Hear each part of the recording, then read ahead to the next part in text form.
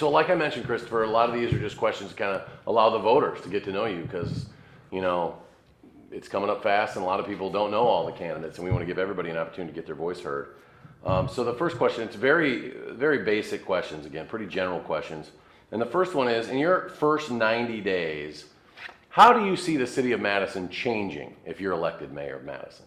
Well, I don't see it changing necessarily in the first 90 days.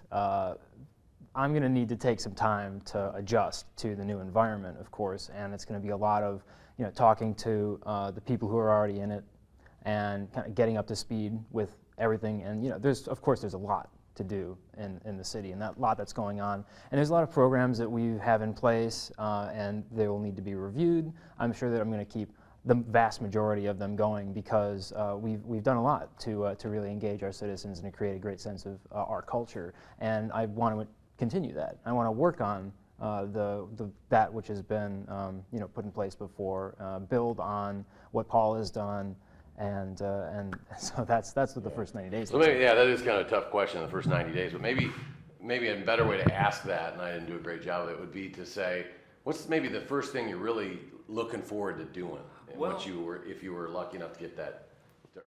Well, the first priorities will be, I would like to open up some of the vacant city properties that we have, especially in the downtown, and we've been waiting for an attractive offer to come in so we can make some money off them. But I say that we should use them for homeless services, emergency services, and maybe get a shelter up and running finally so that we can have that in place while we work on putting the protocols in for getting people into permanent housing.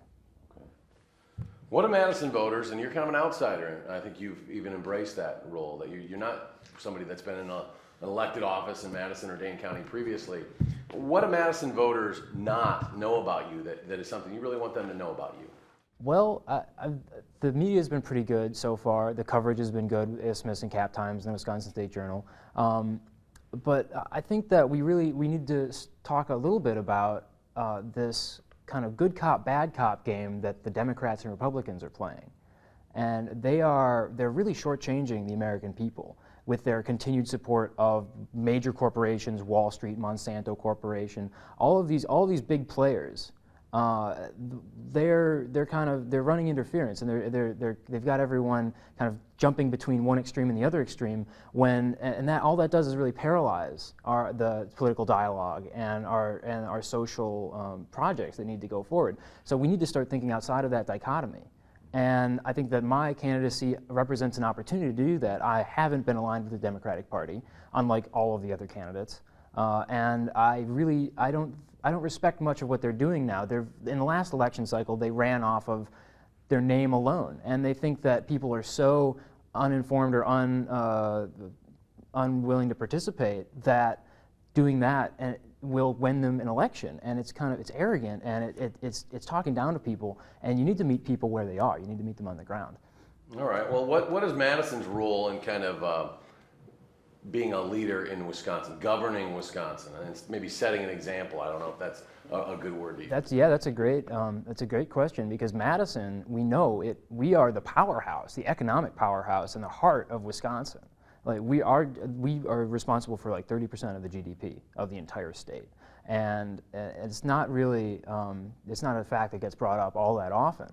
And so the policies that are set in place here, they're felt all over.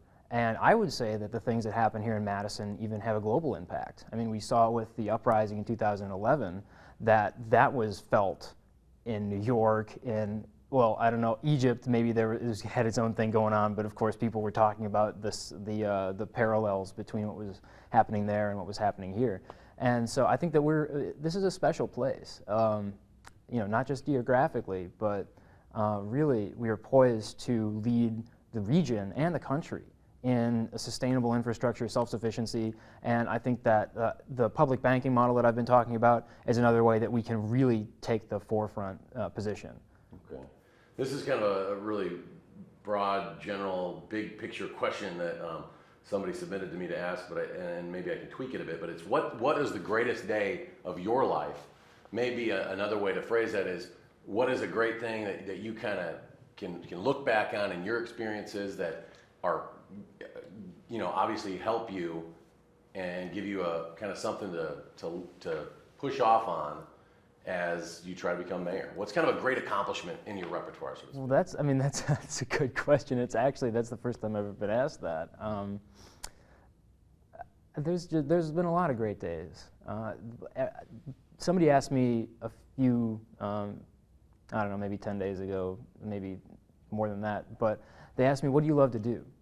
And the first thing that came to mind was, and what I said to them was, I love to read. And they kind of laughed it off. They said, that doesn't, come on, like, you can do better than that. But that's true, really. What I love to do is to learn and to make new experiences and to have them and to meet people. And so every single day that I've been on the campaign trail, meeting new people and just hearing the ideas, all of the input and all of the very passionate views that are represented in Madison, every one of those has been a good day. And I've learned something every day, and I've grown a little bit every day, and I feel that my perspective, the viewpoint, it just continues to get wider and wider, and that's I can't say enough how much I appreciate the experience. Well, let me just kind of delve off the script here, so to speak, because the next question that one of our producers submitted was one sentence that describes your goal to be Madison Mayor, and based on some of your answers that you've had so far, I might tweak that a bit to say, why Madison Mayor? You know, you're a young guy, you could probably pick a lot of, you could run for Alder first, you could do these other things, you could, try a county supervisor role, a lot of different things you could try. Why Madison Mayor? Why did that kind of interest you in making a run for that office? Well, yeah, as far as the goal is concerned, the goal is to make a change now. And not one that's going to be disruptive, but one that's going to really open up a lot more possibilities for our city. And the office of the mayor, of course, it's a symbolic kind of thing. It's not like the mayor does anything by himself. It's all a collaborative process. It's working with the city council, it's working with the county, working with the school board, and working with the constituents.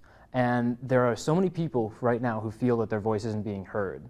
And there are other people in positions of power that are very comfortable with the power that they've got, and they continue to seek more. I mean, we see that with the other candidates.